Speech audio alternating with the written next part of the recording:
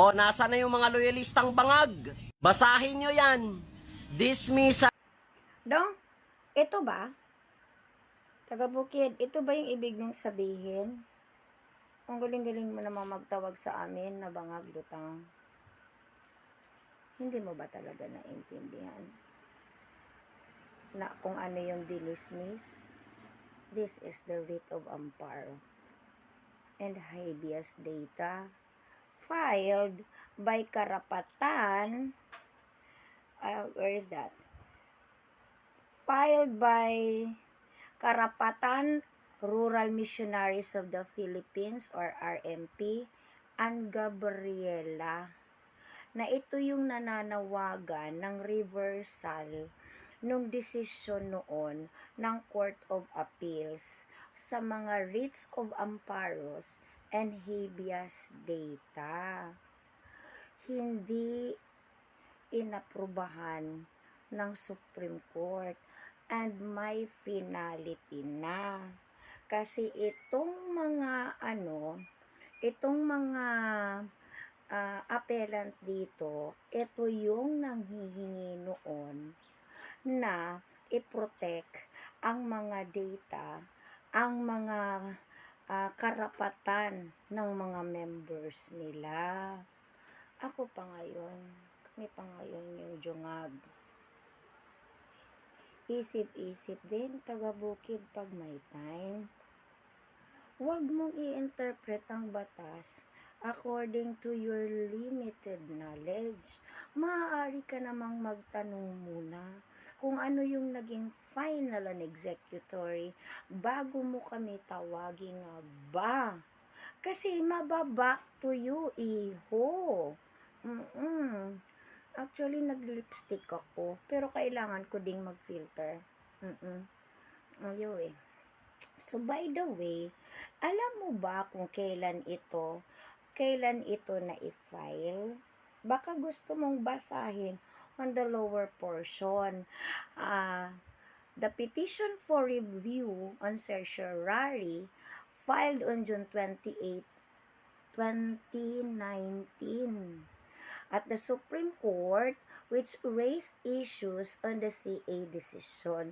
So, nagkaroon ng desisyon ang CA. So, nag-apila ngayon itong Karapatan, itong RMP, at itong Gabriela doon sa desisyon ng Court of Appeals, which is ang sabi ng Supreme Court, tapos na, nailagay na sa records. Ayan o, maliwanag dito, under court rules, an entry of judgment means the decision was already recorded in the Supreme Court books and can no longer be appealed or revised. That's the contention of the Supreme Court. That's why the petition has been dismissed into its finality. Dahil accordingly, ang sinabi, ang desisyon ng Court of Appeals cannot be appealed or revised. Hindi.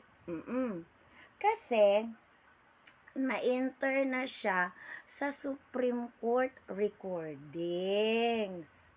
That's why yun na-deny ang petition nila for certiorari. Hindi ibig sabihin na yung mga cases against Duterte ay dismissed na to its finality. Entiendes? Entiendes ba, taga-bukid? So, ang pinaglalaban dito ng Karapatan, ng RMP, ng Gabriela, ay yung kanilang ipinitisyon sa Supreme Court base doon sa desisyon ng Court of Appeals that has been filed last June 28, 2019. Ito yung naglalayon at humihingi ng proteksyon, the writ of amparo and the writ of datas, the habeas data, sa kanilang mga member. tayo. So, again, tama ka. Naging final and executory April 29, 2024. But this is not about the cases of Duterte. This is about the petition filed by the appellants before the Supreme Court pertaining to the decision rendered by the Court of Appeals regarding the writ of amparo and the habeas data. Gotcha? Next time, do not call us ngagba if hindi saya magbaback to you. Sinisira mo lipstick ko. Anyway, blah blah blah.